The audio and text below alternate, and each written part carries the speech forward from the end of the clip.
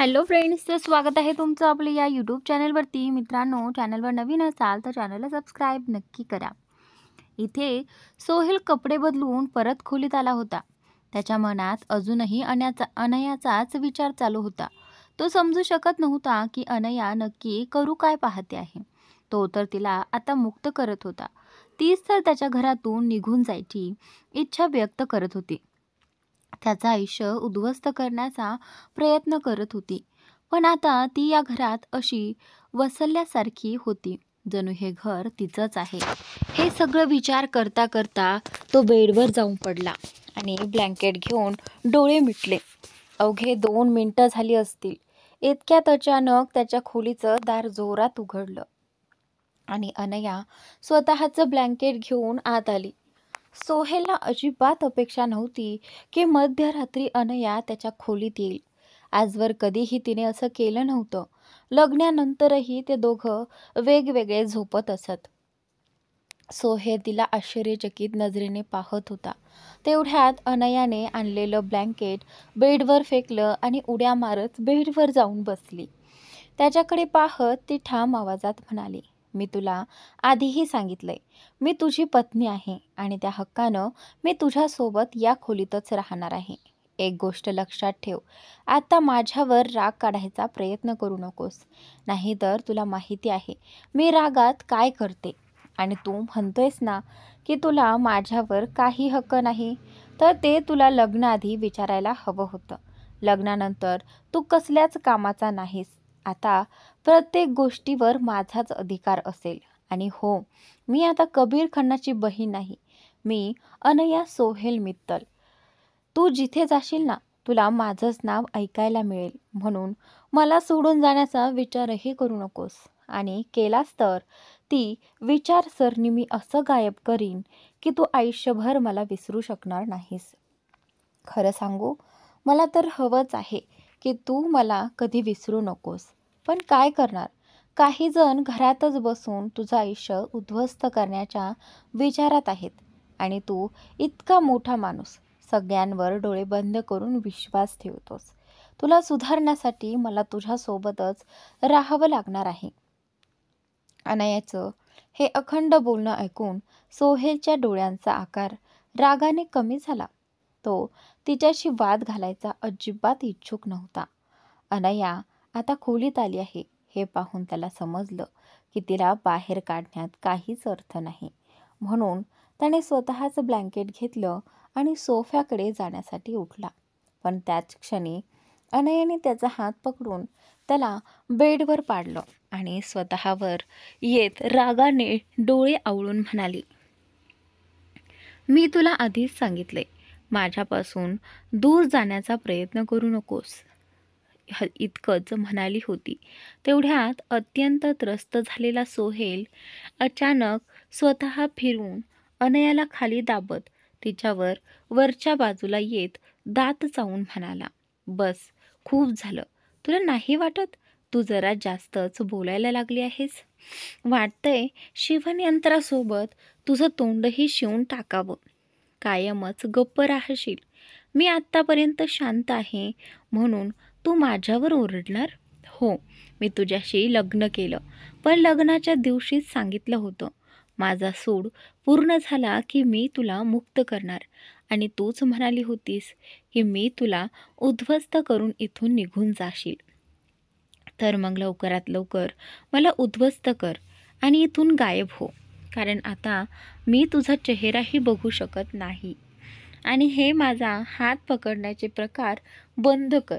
कारण मी अजूनही सांगतोय, तुझा माझ्यावर काहीच हक्क नाही." तो रागाने बोलत होता, पण अनया, तिच्यावर त्याच्या बोलण्याचा अजिबात परिणाम होत नव्हता. ती तर फक्त सोहेलच्या हलणाऱ्या ओठांकडेच पाहत होती. तिच्या मनात एकच विचार येत होता, त्याला गप्प गप्प करायला नको. असूनही मनात अनया विचार करत होती की सोहेलला किस करावं. पण ती नेमकं कधी पुढे सरकली आणि कधी ते करून बसली हे तिलाच कळलं नाही. आणि त्यानंतर सोहेल काहीतरी बोलत असतानाच अनयाने अचानक त्याच्या खांद्यावर हात ठेवला. त्याला आपल्या जवळ खेचलं आणि स्वतःचे ओठ त्याच्या ओठांवर ठेवून क्षणभर त्याला किस केलं. त्यानंतर हा किस हार्डली 5 सेकंदाचा होता, कारण सोहेलने तिला तात्काळ स्वतःपासून दूर ढकललं. दूर होताच त्याने कपड्याने आपले ओठ पुसत चिडून विचारलं, "तू वेडी झाली आहेस का? तुझं डोकं ठिकाणावर आहे ना? मला तू किस कसा काय केलास?" आणि त्यानंतर सोहेल जणू त्याच्या ओठांवर काहीतरी घाण लागल्यासारखं ते स्वच्छ करत होता. हे पाहून अनयाला नक्कीच वाईट वाटलं, पण तिने ते लपवत शांतपणे हसत म्हटलं, "एक गोष्ट लक्षात ठेव सोहेल, माझ्यावर ओरडण्यापूर्वी हे विचार की अनया सोहेल मित्तल काय करू शकते. कालपर्यंत मी फक्त अनया खन्ना होते म्हणून शांत होते, पण आजपासून आणि पुढे कायम मी अनया सोहेल मित्तल आहे. मी माझा बदला पूर्ण केला. आता तू जाऊन झोपू शकतोस. कुठेही झोप, पण खोलीच्या बाहेर जाणार नाहीस. मलाही आता चांगली झोप येते, म्हणून मी पण झोपते." हे बोलून अनयाने त्याच्याकडे पाहत हलकंसं हास्य केलं आणि ब्लँकेट चेहऱ्यावर ओढून झोपली. हे बघून सोहेल संतापला. त्याला अनयाकडून अशा वागणुकीची कल्पनाही नव्हती. त्याने ही रागाने मूठ आवळली, आपलं ब्लँकेट घेतलं आणि सोफ्यावर जाऊन झोपला. तो इच्छित असता तर बाहेरही जाऊ शकला असता, पण अनया जे म्हणाली ते ती खरंच पुन्हा करू शकते, अशी कुठली तरी अस्पष्ट भावना त्याच्या मनात होती. म्हणूनच तो बाहेर न जाता सोफ्यावर जाऊन झोपला. अनया काही क्षणांनी ब्लँकेटच्या आडून चेहरा बाहेर काढते, तेव्हा सोहेल झोपलेला दिसतो. ते पाहून तिच्या चेहऱ्यावर समाधानाची हलकीशी स्मितरेषा उमटली आणि ती पुन्हा शांतपणे डोळे मिटून झोपते. दुसरीकडे कबीर जेव्हा खोलीत आला तेव्हा इशिता झोपलेली दिसली. कालही हाच प्रकार झाला होता. त्याला इशिताशी बोलायला संधीच मिळत नव्हती. त्याने कोट काढून सोफ्यावर टाकला आणि शॉवर घेण्यासाठी बाथरूममध्ये गेला. थोड्या वेळाने तो टॉवेल कमरेभोवती बांधून बाथरूममधून बाहेर आला. त्याला इशिता झोपलेलीच वाटली, म्हणून तो तिच्याकडे न पाहता सरळ ड्रेसिंग टेबलजवळ गेला आणि आपले ओले केस पुसू लागला. पण इशिता त्याच्या येण्याची चाहूल लागल्याने उठली होती. ती त्याच्याशी बोलायला निघाली, पण तेव्हा तो शॉवरसाठी गेल्याचं लक्षात आलं. जेव्हा कबीर पुन्हा बाहेर आला आणि शर्ट न घातलेली त्याची शरीररचना दिसली, तेव्हा इशिताने त्याचे उघडे शरीर नाही तर त्यावरील जखमा पाहिल्या, लालसर चापकासारखे उमटलेले निशाण. ती एकदम घाबरली. बेडवरून झटकन खाली उतरून त्याच्या जवळ आली आणि त्या जखमांना हात लावून म्हणाली, "ही जखम ही तुम्हाला कशी लागली? दिसतंय तसं जणू कोणीतरी चापकाने मारलं आहे."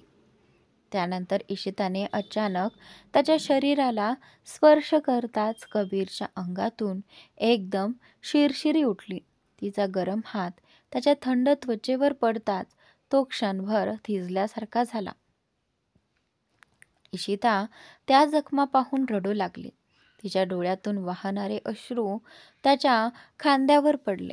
ओल्या केसांमधून टपकणाऱ्या पाण्यामुळे नेमकं ओळखता येत नव्हतं, पण तिच्या अश्रूचा गारवा कबीरला तरी जाणवत होता.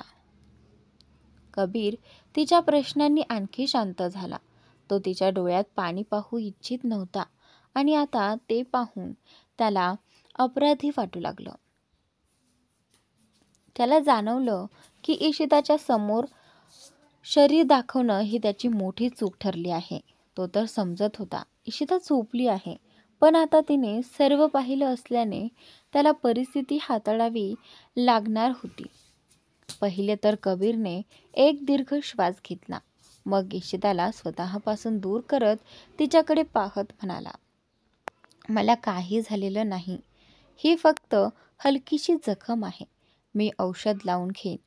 तू तर बरा होईन. तू जाऊन झोप. आधीच खूप रात्र झाली आहे."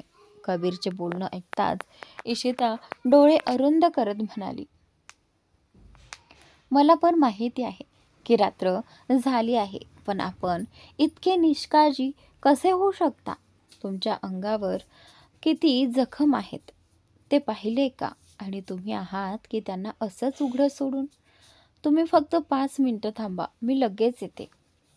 असं म्हणत ती त्याच्या काहीच न ऐकता पटकन खोलीबाहेर गेली. कबीर तिच्याकडे पाहतच राहिला.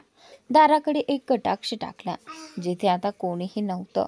मग शांतपणे तसेच बिना शर्टचे बेडवर जाऊन बसला. इकडे इशिता थेट किचनमध्ये आली होती. ती कबीरच्या जखमेवर लावण्यासाठी लेप तयार करत होती. तेवढ्यात तिने मयंकला किचनमध्ये येताना पाहिलं. आधी तिने त्याकडे लक्ष दिलं नाही, पण जेव्हा मयंक पाण्याचा ग्लास घेऊन बेसिनकडे जात होता तेव्हा इशिताला पाहून आश्चर्याने म्हणाला, भाभी, आपण यावेळी इथे काय करत आहात? आणि त्यानंतर इकडे मयंकचा आवाज ऐकताच इशिताजी लेप बनवत होती. त्याच्याकडे पाहत म्हणाली, मी कबीरजींसाठी लेप बनवत आहे. त्यांना जखम झाली आहे आणि यावेळी आपण हॉस्पिटलमध्ये जाऊ शकत नाही.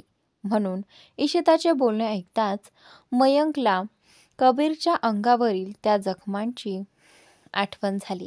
त्याला लगेच कळलं की इशिता कोणत्या जखमेबद्दल बोलत आहे. त्याने ग्लास बेसिंगमध्ये ठेवला आणि इशिता जवळ येत म्हणाला, आपल्याला माहीत आहे भावाला ती जखम कशी झाली. आपण त्यांना विचारलं होतं का की हे सगळं कसं झालं? मयंकच्या प्रश्नावर इशिता गोंधळून म्हणाली,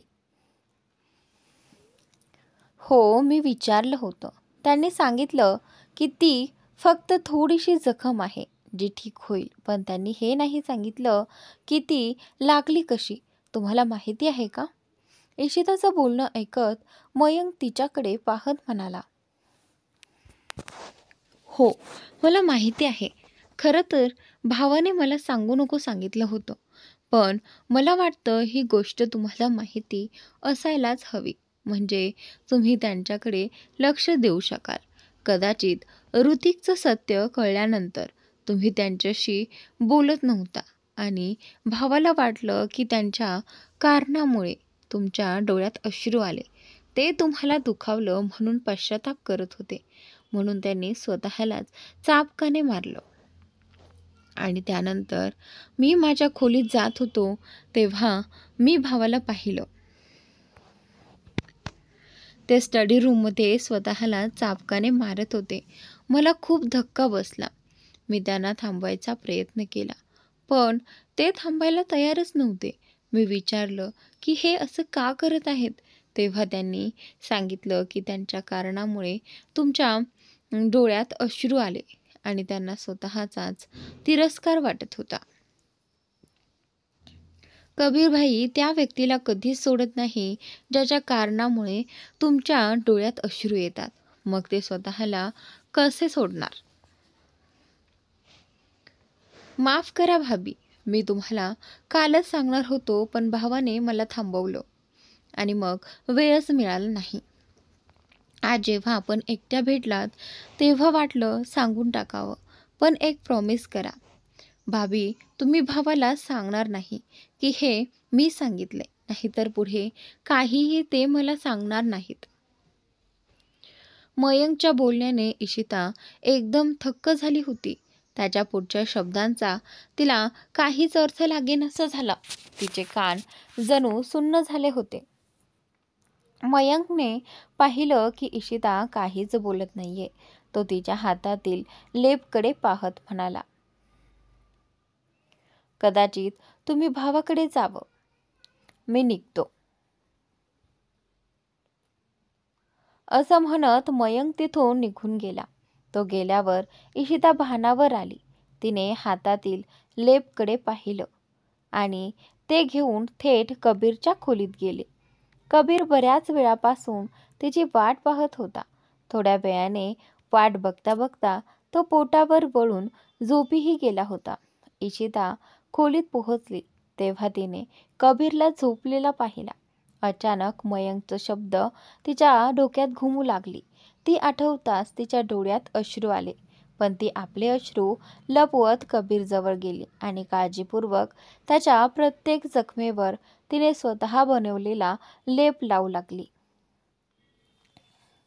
कबीरला खांद्यावर थंड हाताचा स्पर्श जाणवताच त्याने लगेच डोळे उघडले. त्याने हळूच मान वळवून इशिताकडे पाहिलं. त्याचे डोळे पूर्णपणे लाल झालेले दिसत होते. आणि त्यानंतर इशिताला अचानक कबीरचा देह वेड्यासारखा तापलेला वाटू लागला. त्याच्या डोळ्यात इतका खोल रंग आणि राग दिसत होता की जणू तो आतून कोणत्या तीव्र भावनेने पेटून उठला होता. कबीर काही क्षण इशिताकडे शांतपणे पाहत राहिला. थोड्याच वेळात त्याने हळूच आपली डोळे मिटली. इशिता जिथे जिथे त्याच्या जखमेवर लेप लावत होती तिथे त्याला हलकी ऊब जाणवत होती. ही जाणीव होताच इशिताला थोडं विचित्र वाटलं. तिने पटकन आपले हात कपड्याने पुसले आणि कबीरच्या कपाळाला हात लावून तपासू लागले. तेव्हा तिला धक्का बसला. कबीरला फारच जास्त ताप होता हे पाहताच ती गडबडून त्याला उठवायचा प्रयत्न करू लागली. पण कबीरच्या शरीरात कसलीच हालचाल नव्हती. तो ना तिला ऐकू शकत होता ना तिला दिसत होता. जणू तो पूर्ण बेशुद्ध झाला होता. हे पाहून इशिताच्या अंगात भीती शिरली. काही मिनिटे सतत प्रयत्न करूनही कबीर उठत नाही हे पाहताच तिने घाईघाईत फोन काढला आणि अधिराजला कॉल करू लागली. पण अधिराजचा फोन स्विच ऑफ होता. त्यामुळे इशिता अजूनच गोंधळली होती. कोणाला बोलवायचं हेच तिला सुचत नव्हतं. ती खोलीबाहेर धावत आली आणि कबीरच्या असिस्टंटला कॉल केला. काही क्षणात असिस्टंटने फोन उचलला. इशिताने थरथरत त्याला कबीरची अवस्था सांगितली आणि मग ते लगेच मयंकच्या खोलीकडे धावले. मयंक त्यावेळी बाल्कनीत मध्ये कुणाशी तरी फोनवर बोलत होता. इशिता धडपडत त्याच्याकडे आली आणि घाबरलेल्या आवाजात म्हणाली, कृपा करून लगेच खोलीत चला. कबीरला शुद्ध येत नाहीये. त्यांना खूप ताप आहे. हे ऐकताच मयंक दचकलाच. काय? भाऊला ताप? पण थोड्या वेळापूर्वी तर ते अगदी ठीक होते. अचानक असा ताप कसा आला? मयंकचे शब्द ऐकून इशिता त्याचा हात पकडत म्हणाली, कृपा करून आधी खोलीत चला. मला काही कळत नाहीये. मी कितीही प्रयत्न केले तरी ते उठत नाहीत. मी असिस्टंटला डॉक्टर बोलवायला सांगितलंय. अधिराजलाही कॉल केला पण त्याचा फोन बंद आहे. असं म्हणत इशिता मयंकला घेऊन लगेच खोलीकडे धावली.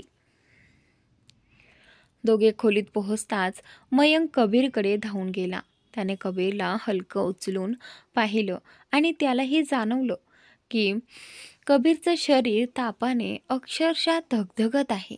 जणू कुणीतरी त्याला उकळत्या पाण्यातून काढून ठेवलं होतं. मयंकच्या चेहऱ्यावरची चिंता पाहून इशिता अजूनच घाबरली. मयंक काही बोलतच नाही हे तिला अस्वस्थ करू लागलं. ती रडत विचारते, काय झालं? तुम्ही काही का बोलत नाही? मयंक घाईघाईत म्हणाला, भाभी, भाऊला फारच जास्त ताप आलाय. त्यांना साधारणपणे ताप क्वचितच येतो, पण एकदा आला की 2 दिवस तरी त्रास होतोच. कृपा करून हे आई किंवा दादीला अजिबात सांगू नका. त्या घाबरून जातील. मी लगेच डॉक्टरला घेऊन येतो. हे सांगून मयंक पळतच बाहेर गेला. मयंक निघून जाताच इशिताच्या डोळ्यात पाणी घेऊन कबीरकडे पाहत बसली. तिला असं वाटू लागलं की हे सगळं परिस्थिती केवळ तिच्यामुळे निर्माण झाली आहे. ना ती कबीरच्या समोर रडली असती ना कबीरनं स्वतःला इतकं दुखावलं असतं. ती याच विचारात गढून गेलेली असतानाच तिला एक आवाज ऐकू आला. तिने वर पाहिलं तर तिच्यासमोर अगदी तिच्यासारखंच दिसणारं एक व्यक्तिमत्व उभं होतं. जणू तिचंच हमशकल. ते हमशकल रागाने म्हणालं, आता रडून काय उपयोग? तुझ्यामुळंच तुझ्या नवऱ्याची ही अवस्था झाली आहे. तुला कधीच काही कळत नाही. आज जर तू वेळेवर लक्ष दिलं असतंस तर कबीरची अशी परिस्थिती झालीच नसती. तो तापाने तडफडतोय, स्वतःलाच त्रास देतोय आणि तू त्याच्या समोरच रडत बसली आहेस. खरं सांगू, तू कधीच त्याच्यावर प्रेम केलं नाहीस, म्हणूनच तुला त्याची फिकरही नसते. त्या शब्दांनी इशिताच्या मनाला खोल जखम झाली. ती रडत म्हणाली, असं नाही आहे. मी त्यांच्यावर रागावले नव्हते. फक्त त्यांनी काही सांगितलं नाही म्हणून मी त्यांच्याशी बोलत नव्हते. मला काय माहिती होतं, माझ्या न बोलण्यामुळे ते स्वतःलाच दुखावतील. मी त्यांना काहीही होऊ देणार नाही. माझ्यामुळे काही झालं तर मी स्वतःला संपवून टाकेन. इतक्यात इशिता किंचाळली आणि त्याच क्षणी असिस्टंट मयंक आणि अधिराज खोलीत घाईघाईत धावून आले. अधिराजच्या चेहऱ्यावरून स्पष्ट दिसत होतं की त्याला जबरदस्ती झोपेतून उठवून आणलं होतं. असिस्टंटने त्याच्याकडे पाहिलं आणि मग कबीरकडे. त्याच्या शरीरावरील दुखापत पाहून तो आश्चर्यचकित पडला नाही, कारण सकाळीच त्याने ऑफिसमध्ये कबीरची जखम पाहिलेली होती आणि त्याला ताप असल्याचंही माहिती होतं. पण रात्रीपर्यंत ताप इतका वाटेल हे त्याला अजिबात अपेक्षित नव्हतं. तर मित्रांनो, आजचा भाग इथे संपलेला आहे. पुढील भाग नक्की पहा आणि चॅनलला सबस्क्राईब नक्की करा.